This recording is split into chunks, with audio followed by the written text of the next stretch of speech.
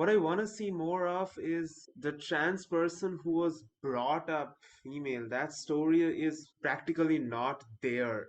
I mean, I haven't talked about this on here, but like I'm on my own sort of gender journey with things. So obviously, like the more visibility we can have for that experience is better for me.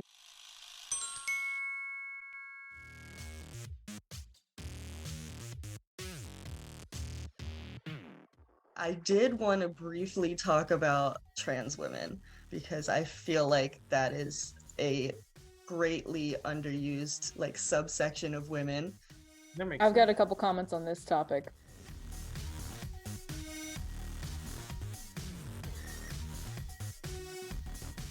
We're talking about trans women, right? And I think that it's really important to have that as a conversation. I also think that it's important to talk about non-binary people and trans people who were assigned female at birth, because I think that there is something about that experience that it has its own topic to talk about. And within Women's History Month is an interesting thing to kind of get into, but like we don't have time to do that on this particular thing.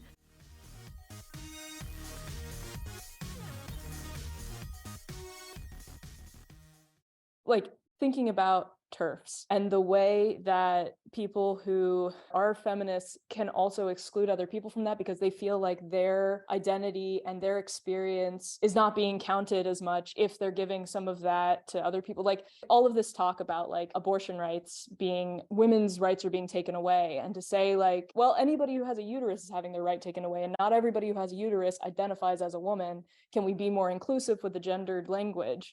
To have that conversation in the middle of something where everyone's like really upset is hard. And the more that we're open to that, the more that we allow for us to not feel like one down because other people need to talk about what they're talking about and like make space for that, it's wonderful. I love that.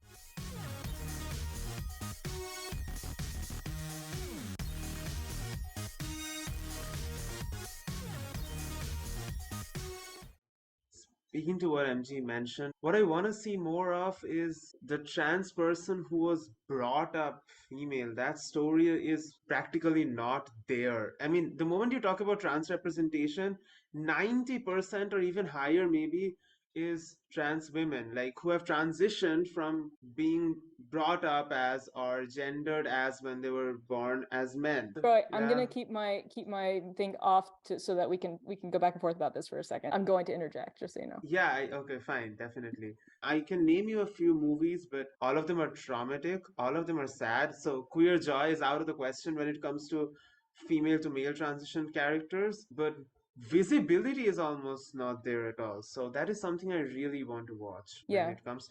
But the one mention that I have to do is They Slash Them. The movie is questionable as a movie because being a fan of slashers, I can't, but Mhm. there was a trans non-binary character there, and I can't tell you how much it meant to me to see them on screen. So I just hope we have more stories like that in future. Yeah. I mean, I haven't talked about this on here, but like I'm on my own sort of gender journey with things. So obviously, like the more visibility we can have for that experience is better for me. But because I'm attuned to that, I'm noticing it more and more. I'm seeing more and more, and it's great to see that visibility.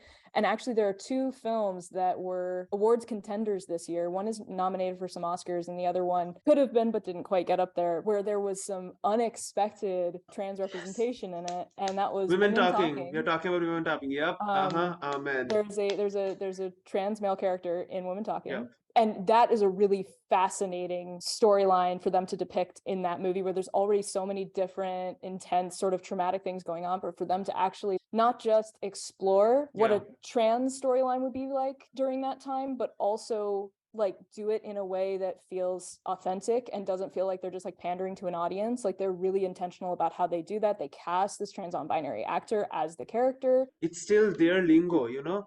It Yeah, doesn't change into Gen Z language. Like, it tries to yeah, tell us that if there was transphobia, that's just their problem. It's not yeah, that they didn't have the ways to talk about them sensitively. yeah. That is something I love about the way they did there. But the other one is A Man Called Otto, the Tom Hanks movie that came out this year. Right.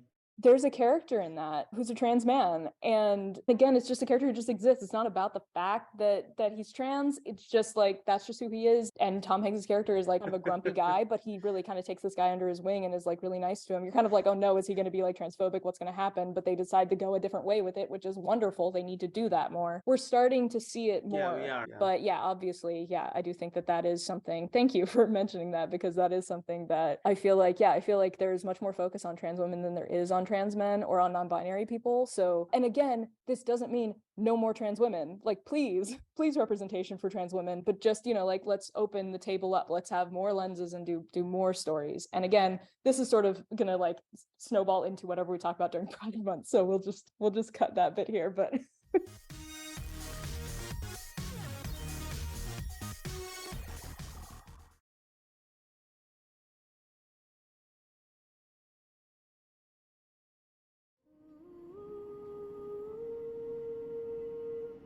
You were such a good baby. What happened?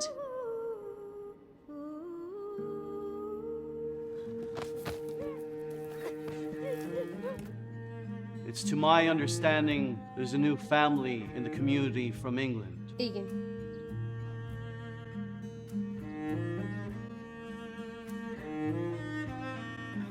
Kieran.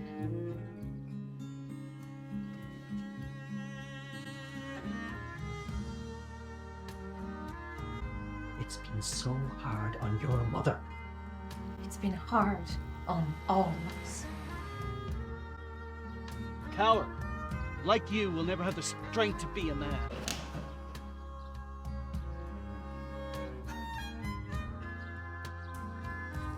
The measure of a true man is in how he learns from his mistakes, and then if he grows despite them.